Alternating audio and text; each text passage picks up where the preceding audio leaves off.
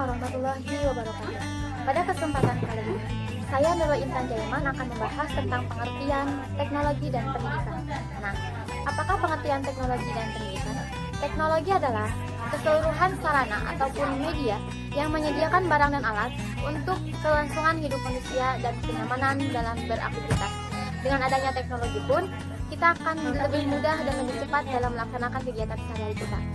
Teknologi sangatlah banyak manfaatnya, salah satunya yaitu dalam hal transportasi, komunikasi, serta pendidikan.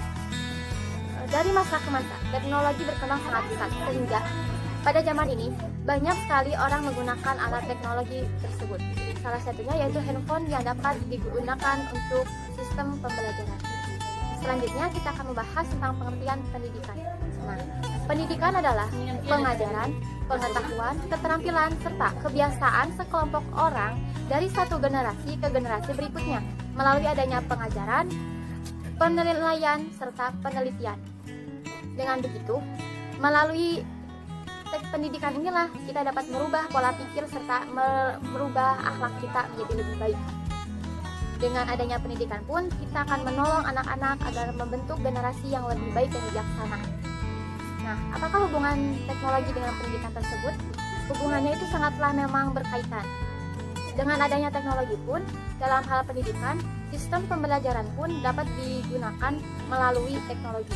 Salah satunya dalam hal proses pembelajaran, guru akan lebih cepat dan lebih mudah dalam mengajarkan, menerangkan kepada anak didiknya. Serta anak didik pun akan lebih memperhatikan gurunya. Sehingga pada intinya memang teknologi dan pendidikan sangat berkaitan. Salah satunya manfaat teknologi bagi pendidikan yaitu kita dapat menginformasikan pengetahuan dengan cepat dan mudah. Lalu dengan teknologi pun kita dapat mendapatkan ilmu pengetahuan dari mana saja dan kapan saja. Dan dengan teknologi pun dalam sistem pembelajaran dapat lebih menarik dan menyenangkan. Cukup sekian dari saya. Wabillahi taufiq wal hidayah. Wassalamualaikum warahmatullahi wabarakatuh. Bismillahirrahmanirrahim. Assalamualaikum warahmatullahi wabarakatuh. Saya Soleh Syahrul Mubarak dari kelompok 1 akan sedikit memaparkan tentang hakikat belajar dan pembelajaran. Yang pertama, hakikat belajar. Menurut W. Gulo adalah suatu proses yang berlangsung di dalam diri seseorang yang mengubah tingkah lakunya, baik tingkah laku dalam berpikir, bersikap, dan berbuat. Pada dasarnya, belajar merupakan tahapan perubahan perilaku siswa yang relatif positif dan mantap sebagai hasil interaksi dengan lingkungan yang melibatkan proses kognitif. Dengan kata lain, belajar merupakan kegiatan proses yang terdiri dari beberapa tahap. Tahapan belajar tergantung pada fase-fase belajar dan salah satunya tahapannya adalah dikemukakan oleh Whiting, yaitu yang pertama tahap acquisition, yaitu tahap perolehan informasi. Yang kedua tahap storage, yaitu tahap penyimpanan informasi. Definisi lain menyebutkan bahwa belajar adalah sebuah proses yang dilakukan oleh individu untuk memperoleh sebuah perubahan tingkah laku yang menetap, baik yang dapat diamati maupun yang tidak dapat diamati secara langsung, yang terjadi sebagai suatu hasil latihan atau pengalaman dalam interaksinya dengan lingkungan. Dari beberapa definisi para ahli di atas, dapat disimpulkan adanya beberapa ciri belajar, yaitu 1. Belajar ditandai dengan perubahan tingkah laku. Yang kedua, perubahan perilaku relatif permanen. Yang ketiga, perubahan tingkah laku tidak harus segera dapat diamati pada saat proses belajar sedang berlangsung. Yang keempat, perubahan tingkah laku merupakan hasil latihan atau pengalaman. Yang kelima, pengalaman atau latihan itu dapat memberi penguatan. Dalam tugas melaksanakan proses belajar mengajar, seorang guru perlu memperhatikan beberapa prinsip, yaitu 1. Adapun dipelajari siswa, dialah yang harus belajar, bukan orang lain. Yang kedua, siswa setiap belajar sesuai dengan tingkat kemampuannya. Yang ketiga, siswa akan dapat belajar dengan baik apabila mendapat penguatan langsung pada setiap langkah yang dilakukan dalam proses belajar. Yang keempat, penguasaan yang sempurna dari setiap langkah yang dilakukan siswa akan membuat proses belajar lebih berarti. Dan yang kelima, motivasi belajar siswa akan lebih meningkat apabila diberikan tanggung jawab dan kepercayaan penuh atas belajarnya. Terus bagian kedua, yaitu hakikat pembelajaran. Secara umum, istilah belajar dimaknai kegiatan yang mengakibatkan terjadinya perubahan tingkah laku. Dengan pengertian demikian, maka pembelajaran dapat dimaknai sebagai suatu kegiatan yang dilakukan oleh guru sedemikian rupa sehingga tingkah laku peserta didik berubah ke arah yang lebih baik. Adapun yang dimaksud dengan proses pembelajaran adalah sarana dan bagaimana suatu generasi belajar, atau dengan kata lain bagaimana sarana belajar itu secara efektif digunakan. Hal ini tentu berbeda dengan proses belajar yang diartikan sebagai cara bagaimana pembelajaran itu memiliki dan mengakses isi pembelajaran itu sendiri. Berangkat dari pengertian tersebut, maka dapat dipahami bahwa pembelajaran membutuhkan hubungan dialogis yang sungguh-sungguh antara guru dan pendidik, di mana penekanannya adalah pada proses pembelajaran oleh peserta didik dan bukan pengajaran oleh guru. Konsep seperti ini membawa konsekuensi pada fokus pembelajaran yang ditekankan pada keaktifan peserta didik, sehingga proses yang terjadi menjelaskan sejauh mana tujuan-tujuan pembelajaran yang telah ditetapkan dalam dicapainya oleh peserta didik. Pembelajaran pada hakikatnya ada proses interaksi antara peserta didik dengan lingkungan, sehingga terjadi perubahan perilaku ke arah yang lebih baik. Dan tugas guru adalah mengkoordinasikan lingkungan agar menunjang terjadinya perubahan perilaku bagi peserta didik. Pembelajaran juga dapat diartikan sebagai usaha sadar pendidik untuk membantu peserta didik agar mereka dapat belajar sesuai dengan kebutuhan dan minatnya. Di sini pendidik berperan sebagai fasilitator yang menyediakan fasilitas dan menciptakan situasi yang mendukung peningkatan kemampuan belajar peserta didik. Fungsi-fungsi pembelajaran yaitu ada beberapa. 1.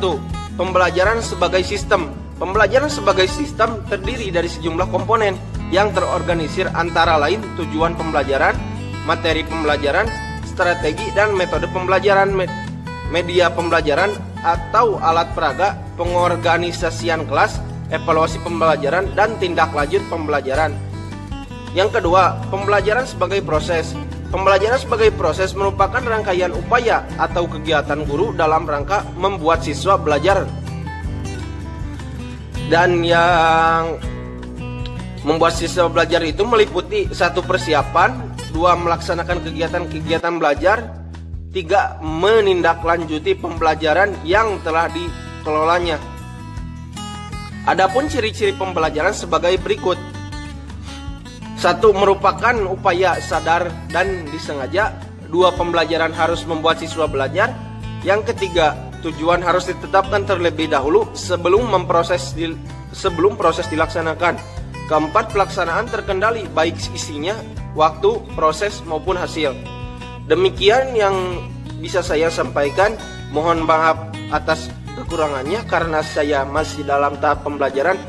Wabillahil hidayah wa taufik. Wassalamualaikum warahmatullahi wabarakatuh.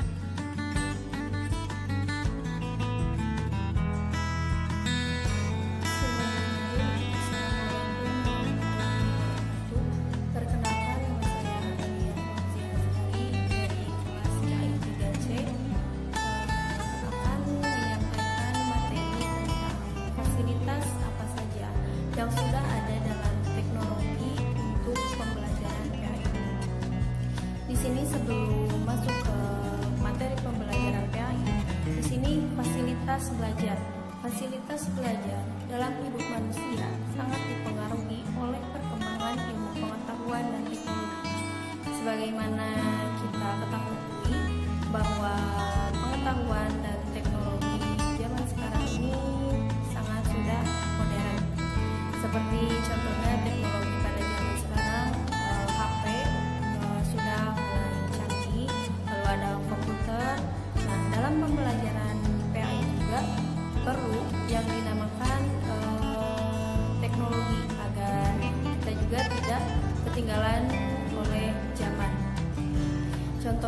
seperti dalam pembelajaran PAI yang kita perlukan untuk menyampaikan materi terhadap siswa, seperti contoh membuat PowerPoint untuk bahan pembelajaran di kelas. Lalu adanya alat-alat itu seperti komputer, lalu handphone dan sebagainya dapat mengubah pikiran manusia atau mengubah cara kerja dan cara hidupnya. Lalu ada fasilitas sekolah. Fasilitas sekolah di sini identik dengan sarana dan prasarana untuk pendidikan. Yang pertama ada sarana. Sarana yaitu segala sesuatu yang berkaitan secara langsung dengan peserta didik dan mendukung kelancaran serta keberhasilan proses belajar peserta didik yang meliputi media pembelajaran, alat-alat pendidikan, perlengkapan sekolah, dan lain-lainnya. Seperti contoh meja, kursi, komputer, lalu ada alat-alat untuk prakteknya dengan media. Lalu yang kedua ada prasarana. Prasarana ini yaitu semua perangkat kelengkapan dasar yang secara tidak langsung menunjang pelaksanaan dalam proses pendidikan. Seperti contohnya ruang belajar, ruang komputer, ruang praktek. Nah, di sini pembelajaran PAI jika disangkut pautkan dengan ruang praktek, kita bisa menggunakannya seperti praktek sholat. Mungkin itu saja materi yang saya sampaikan. Mohon maaf bila ada kesalahan dan kesalahan. Wassalamualaikum warahmatullahi wabarakatuh.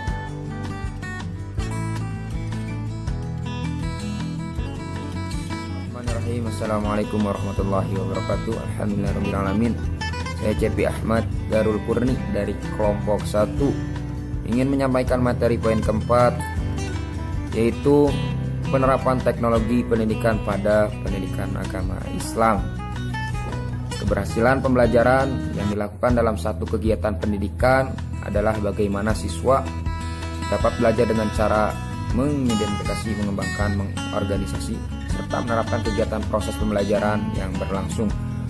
Untuk itu, mentransmisikan, menyimpan, mengambil, dan menampilkan data dengan menggunakan perangkat-perangkat teknologi informasi, terutama komputer, akan saya sampaikan. Ya, yang pertama ialah penggunaan program PowerPoint dalam proses pembelajaran pendidikan agama Islam. Yang kedua, menggunakan email sebagai alat pengumpul data.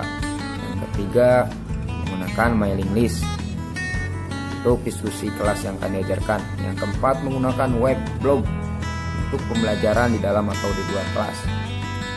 Menggunakan program PowerPoint yaitu agar mempermudah pengajar untuk menyampaikan materi yang akan disampaikan dengan tidak harus menulis di board ataupun menulis di buku catatan, hanya saja menampilkan poin-poin tertentu yang akan disampaikan kepada peserta didik, khusus poin-poin mengenai pendidikan agama Islam yang terdiri dari poin-poin mengenai pendidikan agama Islam yang terdiri dari ilmu-ilmu seperti fikih, tasawuf, akhlak, dan yang lainnya.